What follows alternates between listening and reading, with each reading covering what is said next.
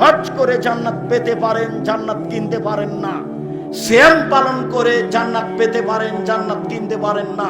তাসবিহ তাহলিল জিকির আজকার করে জান্নাত পেতে পারেন, জান্নাত কিনতে পারেন না। জান্নাত কেনার একটাই পথ, সেটা হলো দান। বিচারের মাঠে আপনি বলবেন আমি জান্নাত পাবো।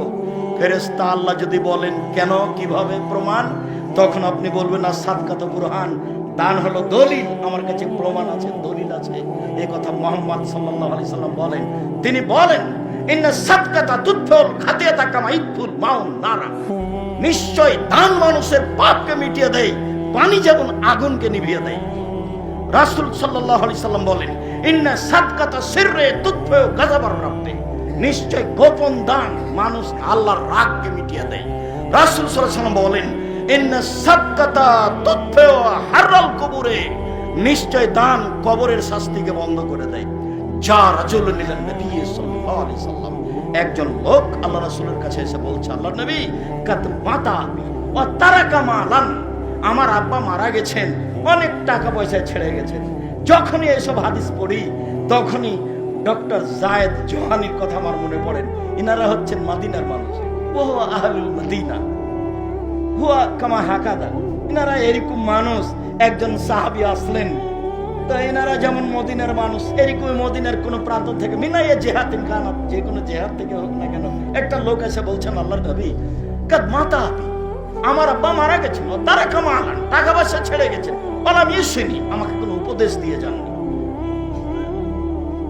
ইন আতাসাদ্দাক লাহু হাল ইগফিরু সাইয়াতা, আমি যদি আমার বাপের জন্য দান করি তাহলে আমার বাপের পাপ মিটে যাবে কি? তারা নাম, আল্লাহ রাসূল বললেন হ্যাঁ। তখন তিনি ছোট পাপও বললেন না, বড় পাপও বললেন না, সাগিরাও বললেন না, কাবিরাও বললেন না, বললেন হ্যাঁ মিটে যাবে। অতএব দান এমন একটা জিনিস যে মরা মানুষের উপকার করতে পারে। একটা লোক আল্লাহ রাসূলের কাছে এসে বলছে কাদ উফতিলাতাত উম্মি লাউ তাকাল্লামাত তাসাদ্দাকা আফা আতাসাদ্দাকু আনহা আলাহা সাওয়াব। আল্লাহর নবী, আমার মা হঠাৎ মারা গেছেন, আমার মা কথা বলতে পারলে দান করতেন, আমি যদি আমার মায়ের নামে দান করি তাহলে তার জন্য নেকি হবে কি? তারা নাম বলেন হ্যাঁ, হাত সব বুখারী মুসলিম। দানকে কোনোদিন ছোট চোখে দেখবেন না।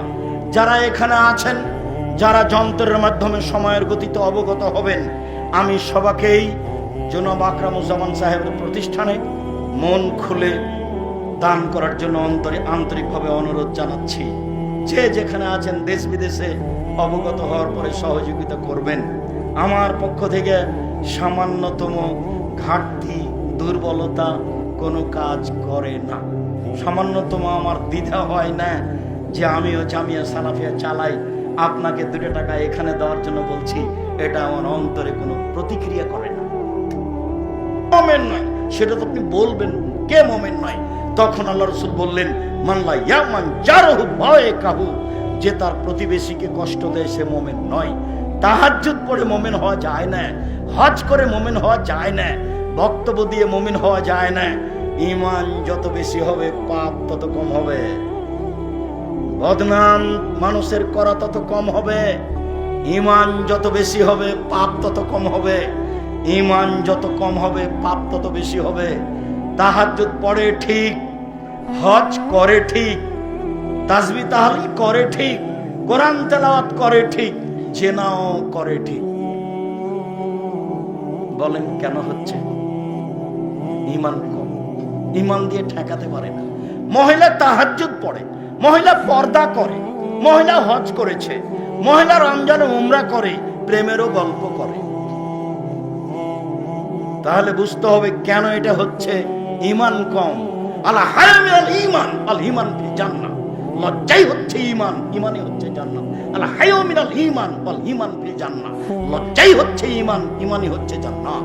রাসূল সাল্লাল্লাহু আলাইহি সাল্লাম বলেন আলা হায়া ওয়াল ঈমান করনাও জামিয়া, এই যা রফা আহাদুম রফাল আখার, লজ্জা এবং ঈমান একসাথে জমা ধরে আছে, লজ্জা এবং ঈমান একসাথে জমা ধরে আছে।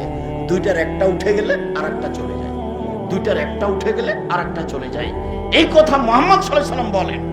আনাস রাদিয়াল্লাহু তাআলা আনহু বলেন রাসূল সাল্লাল্লাহু আলাইহি সাল্লাম বলেছেন ইন্নামা আদরাকা মিম্মা আদরাকা নাস মিন কালামিন নবুওয়াতিল উলা সকল নবীর একটা বাক্য ছিল। দাউদ আলাইহিস সালামের বাক্য সেটাই ছিল, ইব্রাহিম আলাইহিস সালামের বাক্য সেটাই ছিল, আদম আলাইহিস সালামের বাক্য সেটাই ছিল, মুসা আলাইহিস সালামের বাক্য সেটাই ছিল, মুহাম্মদ সাল্লাল্লাহু আলাইহি সাল্লামের বাক্য সেটাই ছিল। এজালাম তাস্তাহি ফাসনা মা শিতা, লজ্জা করবে না যখন সব পাপ করতে পারো তখন তুমি। লজ্জা নেই যার সব পাপ আছে তার, লজ্জা নেই যার সব পাপ আছে তার, লজ্জা আছে যার পাপ নেই তার, বদনাম নেই তার, ধোঁকাবাজি নেই তার, প্রতারণা নেই তার, বিরোধিতা নেই তার, জেল হাজত জুলুম নির্যাতন নেই তার। লজ্জা দিয়ে ঈমান বাঁচাতে হবে, ঈমান দিয়ে জান্নাত বাঁচাতে হবে। সম্মানিত দিনী ভাই বোন, আমি আলোচনার শেষে চলে আসলাম। মনে হচ্ছে যেন আমাদের পরিচালক যে দায়িত্ব দিয়েছেন সেটা মনে হয় লম্বা হয়ে যাচ্ছে। যাক, ফিরে আসি। অত্র প্রতিষ্ঠান খুব কষ্টের মাধ্যমে মধ্যে আছে, যেটা আমরা বুঝতে পারলাম। জামিয়া সালাফিয়া যেভাবে আল্লাহ কবুল করবেন সেভাবে হবেই। 2013 সালের 24 আগস্ট রোজ মঙ্গলবার সকাল 11টার সময় বলেছিলাম কাঁঠাল গাছের নিচে, আমার হাতে টাকা নেই এ কথা সত্য, এখানে প্রতিষ্ঠান গড়বে এ কথা সত্য, ইনশাল্লাহ গড়বেই গড়বে। কিভাবে গড়বে তা আমি জানি না, নিশ্চিত গড়বে, অবধারিত গড়বে, গড়বেই গড়বে ইনশাল্লাহ। শুধু খালি মহিলা শাখা 22 বিঘা জমির উপরে, এখানে যেটা শুধু খালি মহিলা শাখা 22 বিঘা জমির উপরে, বিশাল এরিয়া, একদিক থেকে একদিক 9 পয়েন্ট কম 1 কিলোমিটার। সব মিলে যাবেন দেখবেন, একদিক থেকে একদিন 9 পয়েন্ট কম 1 কিলোমিটার। এইটা শহরের মধ্যে, ঢাকা শহরের মধ্যে একটা গুরুত্বপূর্ণ প্রতিষ্ঠান। আমি আপনাদের জন্য আন্তরিকভাবে দোয়া করি। সবাই একটু মন খুলে বলবেন, আল্লাহ আকরামুজ্জামান বিন আব্দুল সালামের এই প্রতিষ্ঠান তুমি কবুল করো। এটা হলো আগে, তারপরে 10 টাকা দিবেন, তাতে বরকত আছে অনেক। আল্লাহ রাসূল বললেন তাবুকের যুদ্ধে যাওয়ার সময় পরিস্থিতি খুব কঠিন, কারো হাতে টাকা পয়সা নেই, উমার কি দিবে? তো উমার বলছেন নিসফু মালি, আমার অর্থ সম্পদের অর্ধেক দিলাম। মনে মনে ভাবলেন আজকে আবু বকর সিদ্দিককে পরাজয় করব ইনশাআল্লাহ, অর্ধেক দিয়েছেন। আল্লাহ রাসূল বললেন আবু বকর সিদ্দিক, তখন আল্লাহ রাসূল বলছেন আল্লাহকে আর আপনাকে বাড়িতে রেখে সবই দিলাম, যা আছে সবই দিলাম। এমন বাক্য বললেন পৃথিবীর কোন মানুষ তার বাক্যকে ডিঙ্গিয়ে যেতে পারবে না।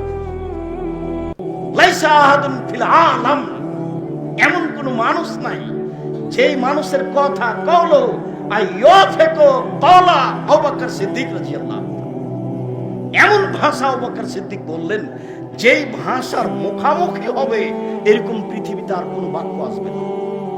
এবার বললেন উসমান রাদিয়াল্লাহু তাআলা, তখন উসমান রাদিয়াল্লাহু বললেন আল্লাহর নবী, যত মানুষ যাবে তাবুকের যুদ্ধে তার অর্ধেক মানুষের যাতায়াত খরচ, খাওয়া খরচ আমি দিব, তার নাম ধনী।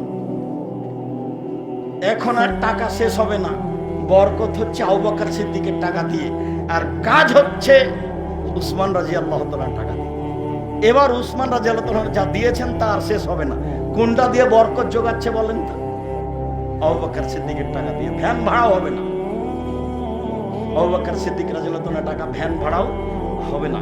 কিন্তু এরকম পর্যায়ে দিয়েছেন, এমন বাক্য বলেছেন যে তার বরকত শেষ হবে না।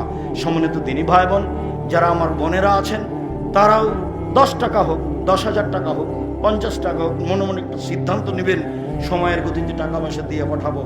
আল্লাহ তুমি এই প্রতিষ্ঠানকে কবুল করো, তুমি এই প্রতিষ্ঠানকে কবুল করো।